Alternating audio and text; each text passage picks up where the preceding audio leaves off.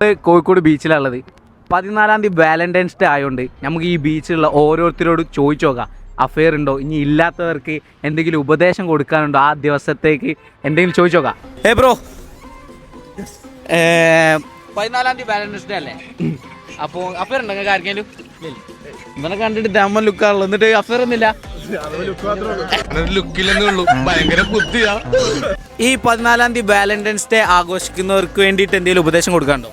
എന്ത് പറയാനല്ലേ, ഇന്ന് ഞാൻ നാളെ നീ മറ്റന്നാളെ വേറെ ആരോ. കൊള്ളാം, കൊള്ളാം.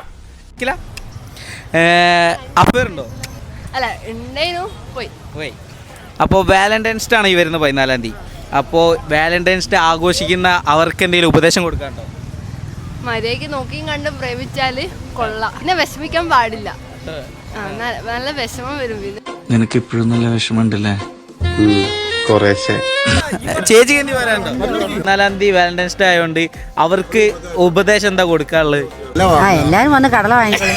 ചോക്ലേറ്റിനേക്കാളും നല്ലതാണ് ഈ കടല വാങ്ങിക്കുന്നത്. മൂർഖനെയാണല്ലോ ചവിട്ടിയത്. 14-ാം തീയതി വാലന്റൈൻസ് ഡേ ആണ്. അപ്പോൾ അഫെയർ ഉണ്ടോ? ഇല്ല.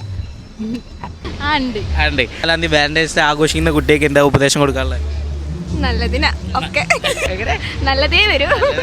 ഇവളാള് കൊള്ളാമല്ലോ, ഏതായി കുട്ടി?